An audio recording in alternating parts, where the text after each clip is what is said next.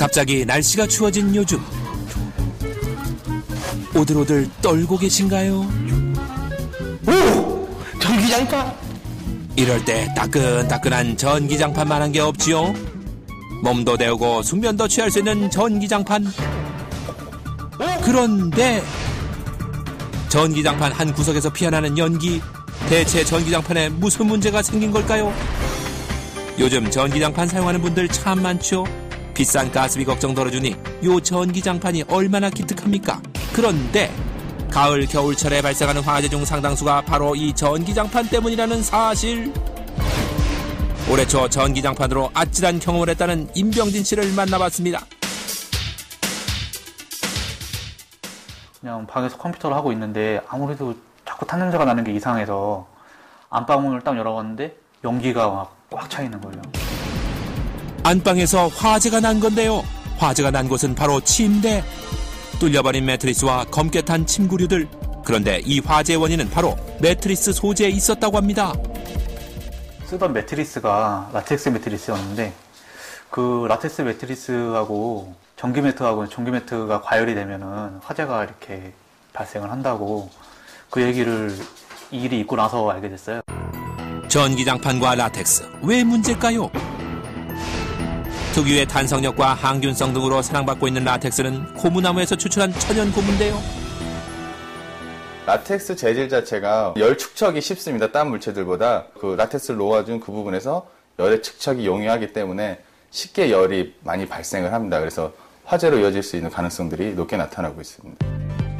과연 전기장판과 라텍스를 같이 사용했을 때 불이 나는지 직접 실험해봤습니다. 먼저 전기장판의 온도를 최고로 올립니다. 전기장판엔 어떤 침구류도 올려놓지 않은 상태.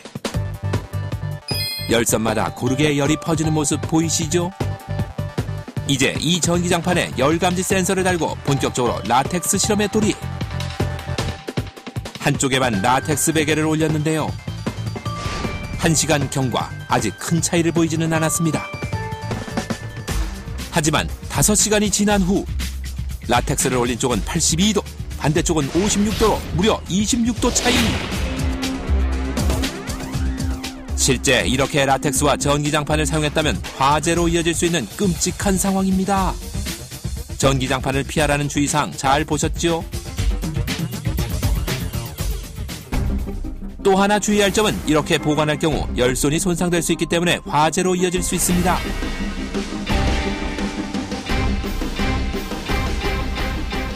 실제 전기장판을 뜯어보면 열선은 피복으로 안전하게 쌓여 있는데요. 안쪽의 열선과 바깥쪽의 두꺼운 피복이 확연히 보이죠? 하지만 반복해서 접거나 구겨서 보관하는 경우에는 이 두꺼운 피복도 결국 벗겨져 위험한 상황까지 발생할 수 있습니다. 피복이 벗겨진 열선은 온전한 것보다 쉽게 과열될 수 있기 때문인데요. 실제로 피복이 벗겨진 열선에 전기를 가하면 스파크가 일면서 쉽게 불이 퍼져나가는 것을 볼 수 있습니다. 더 정확한 확인을 위해 오랫동안 사용해 피복이 벗겨지고 엉킨 전기장판을 살펴봤습니다. 그 열선이 뭉치는 그런 경우를 지금 하나 만들어놨습니다. 언뜻 보기엔 문제가 없어 보이지만 열화상 카메라로 속을 살펴본 결과 자, 한 부분이 빨갛게 변한 거 보이시죠? 열선이 꼬인 곳과 아닌 곳 확실히 비교가 되죠. 이렇게 한 부분만 손상된 전기장판의 온도를 최고로 설정해놓고 열이 잘 전도되는 라텍스 베개를 얹어봤습니다. 처음엔 큰 차이가 나질 않았는데요. 하지만 시간이 지날수록 71도와 47도, 무려 24도나 차이가 납니다. 열화상 카메라로 다시 한번 확인해볼까요? 빨갛게 달아오른 부분 보이시죠? 10시간이 경과하자 무려 119도까지 올라갑니다. 심지어 연기까지 피어오르는데 한번 피어오른 연기는 사그라들 기미를 보이질 않습니다. 과열이 되지 않은 베개와 비교를 해보니 과열된 쪽은 결국 까맣게 그을려진 상태.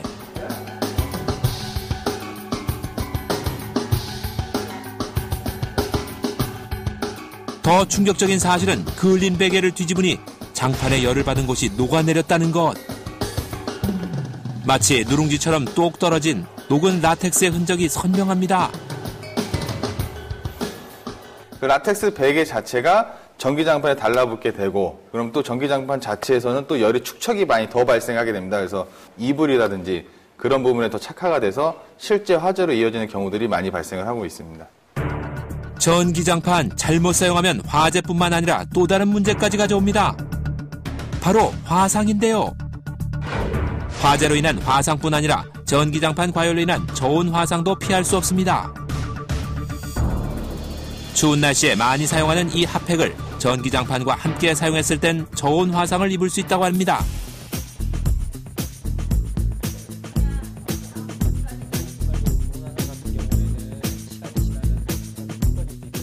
겨울철이 되면은 전기장판뿐만 아니라 핫팩이라든가 전기 찜질팩, 휴대폰 등에서도 이제 우리가 화상을 입을 수 있습니다. 낫겠지 싶어 방치했다간 괴사까지 일어날 수 있다는데요. 저온 화상 반드시 치료해야 합니다. 낮은 온도에서 어떻게 화상을 입을 수 있냐라고 생각하기가 쉬운데 44도 이상의 온도에 1시간만 노출이 되어도 피부 단백질에 이제 괴사가 일어난다라고 되어 있습니다. 자, 그럼 지금부터 전기장판 안전하게 보관하는 법 알려드리죠. 먼저 구매할 때 접혀있던 모양대로 접는 것이 가장 좋은 방법이고요. 기억이 안 나신다 하는 분들은 아무렇게나 접는 것보다는 장판을 돌돌 말아서 보관하는 것이 안전합니다. 이럴 경우 접는 것보다 열선이 압력을 덜 받기 때문에 오래 사용할 수 있다고 합니다. 그리고 전기장판엔 상극인 물건이 있습니다. 바로 열을 방출하는 노트북, 그리고 휴대전화를 놓는 건 위험. 주무실 때 뜨끈한 핫팩을 사용하면 화상을 입을 수 있는 지름길이라고 하니 주의하셔야겠죠. 책장이나 옷장 위에 보관하실 경우엔요. 전기장판 위에 무거운 짐은 올려놓지 않으셔야 합니다. 이럴 경우 열선이 구부러져 전기장판의 수명을 단축한다는 사실 아셨죠? 가을 겨울마다 사용하는 전기장판 안전하게 사용하고 잘 보관해서 큰 사고는 피해야겠습니다.